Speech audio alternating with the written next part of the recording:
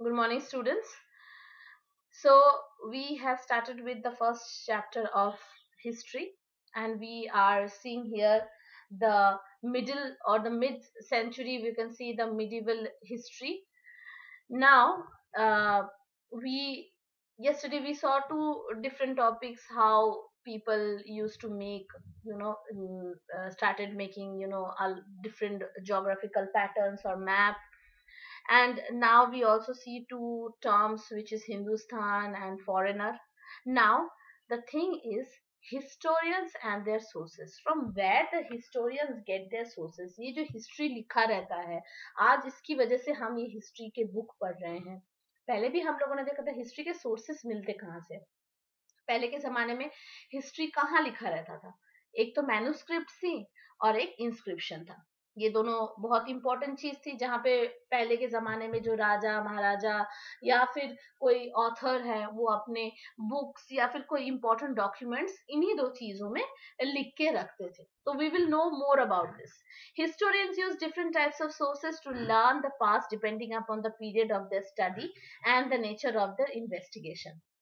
Last year, for example, you read Rulers of Gupta dynasty and Harshavardhan. In this book, we will read about the following 1000 years from roughly 700 to 1750.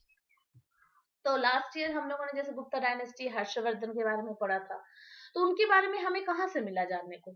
हर्षचरिता या फिर जो Gupta dynasty के जो अलग अलग books and sources थे, जो pillars थे, जहाँ पे बहुत सारी चीजें लिखी हुई थी, उन्हीं से तो हमें सोर्सेस मिले कि गुप्ता डायनेस्टी क्या था, कैसे कुछ हुआ था। नाउ वी विल रफली रीड अबाउट द ये 1000 years में क्या हुआ, तो इसके बारे में हमें पढ़ाई जानने को मिलेगा।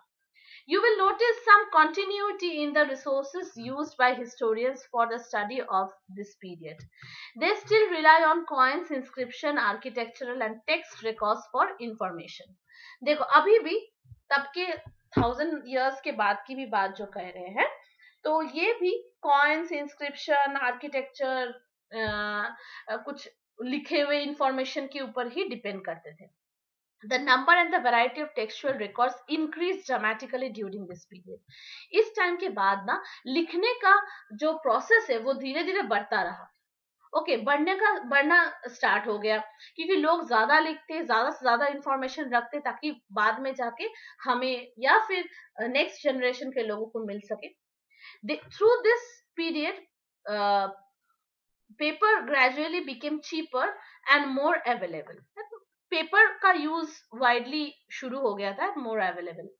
People used to write only holy texts, chronicles of rulers, letters and teachings of saints, petition, judicial records, and registered the uh, accounts and taxes.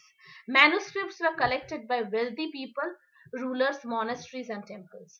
देखो पेपर का यूज शुरू हो गया था, पेपर काफी चीप आने भी लगा था, तो सबके बारे में, होली टेक्स्ट हो, कोई रूलर के बारे में हो, लेटर्स, टीचिंग, कोई संत आत्मा थे जो उन्होंने कुछ लिखा था, उन्होंने अपना कुछ नॉलेज ज्ञान बांट के गए थे, तो ये सारी चीजें लिखना शुरू हो गया।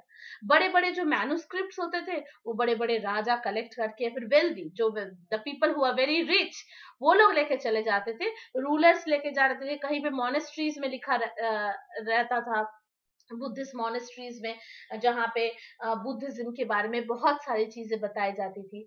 कुछ कुछ चीजें हम लाइब्रेरी एंड आर्काइव्स क्या होता है? Archives is a place where you can store things. Archive generally देखना, अगर आप मोबाइल यूज करते हो तो आप व्हाट्सएप में एक आर्काइव फाइल होता है, आप अगर ईमेल आईडी यूज करते हो तो उसमें आर्काइव एक अलग सा सेट चीज होता है। जब हम कुछ डिलीट कर देते हैं ना, वो डायरेक्टली आर्काइव में चला जाता है। फॉर न्यू टेक्नोलॉजी के बारे में हम बात करते हैं, वो उसमें भी स्टोर रहता है। हाँ, अगर हम उससे भी डिलीट कर देते हैं तो टोटली हमारे सिस्टम से डिलीट हो जाता है। आर्काइव्स देखना, इसमें कि हम कुछ डिलीट करते हैं तो उसमें स्टोर हो जाता है, वो पहले ही डिलीट नहीं करने देता, वो हमारा स्टोरेज हाउस है। Okay, so archives are a place where you can see manuscripts were stored.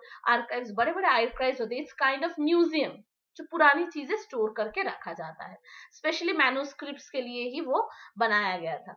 These manuscripts and documents provide a lot of detailed information of the historians, but they also are also difficult to use.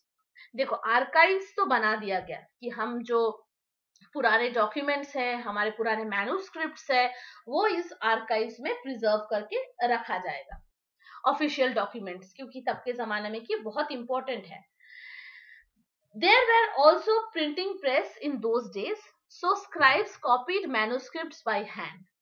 If you have ever copied a friend's homework, you would know that this is not a simple exercise. Sometimes you cannot read your friend's handwriting and are forced to guess what is written. As a result, there are small significant difference in your copy of your friend's work. The manuscript's copying is somewhat similar.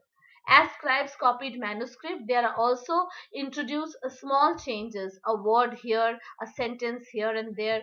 These small differences grew over the centuries of copying until manuscripts of the same text became subsistently different from one another. ये पूरे paragraph का meaning क्या है आपको मैं बताती हूँ. देखो फॉर एग्जाम्पल मैन्युस्क्रिप्ट्स क्या था, मैन्युस्क्रिप्ट्स हम किस में लिखते थे, ट्री के लीव्स में लिखते थे मैन्युस्क्रिप्ट्स. तो मैन्युस्क्रिप्ट जैसे हम लिखना शुरू कर रहे तो मैन्युस्क्रिप्ट को प्रिजर्व करके रखना तो बहुत मुश्किल था. तो स्क्राइब्स को बिठाए. स्क्राइब्स कौन होते थे, स्क्राइब्स होते थे जो मैन्युस्क्रिप्ट्स को कॉपी करके दूसरे मैन्युस्क्रिप्ट्स में लिखते थे.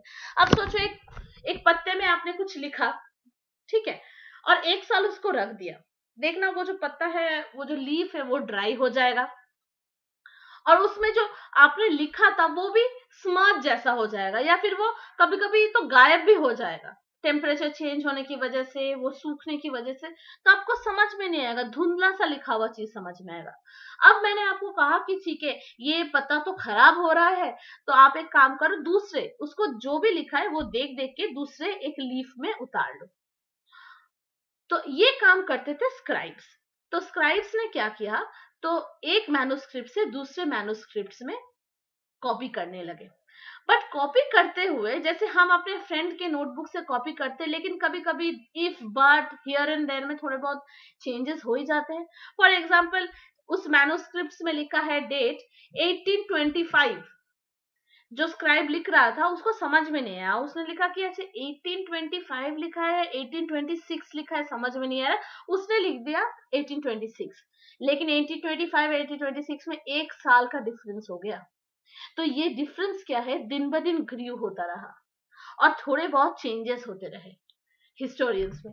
और फाइनली लोगों को समझ में नहीं आ रहा था कि एक्चुअल मैन्युस्क्रिप्ट्स है कौन सा, जो पहले लिखा गया वो एक्चुअल है या जो अब लिखा गया ये एक्चुअल है, क्योंकि दोनों ही हो गए इतने साल पुराने, दोनों का कंडीशन ही सेम है, लेकिन डेट हम कौन सा मान के चले, पहला वाला मान के चले या दूसरा वाला मान के चले.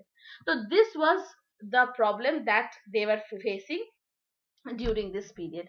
कौन सा original? This is a serious problem because we rarely find the original manuscripts by the author today. आज हमारे ऐसा कंडीशन हो गया है कि obviously original manuscripts कौन है, मुझे देखने से समझ में नहीं आया.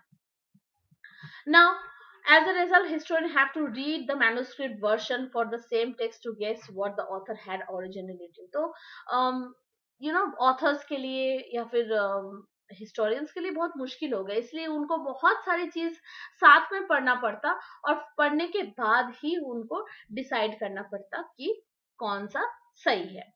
So this is all same. It's library के बारे में बताया है. New social and political changes in the groups, ये जो है ये हम कल देखेंगे. द नेक्स्ट लेक्चर में हम लोग ये सारी चीजें देखेंगे. Thank you and have a nice day.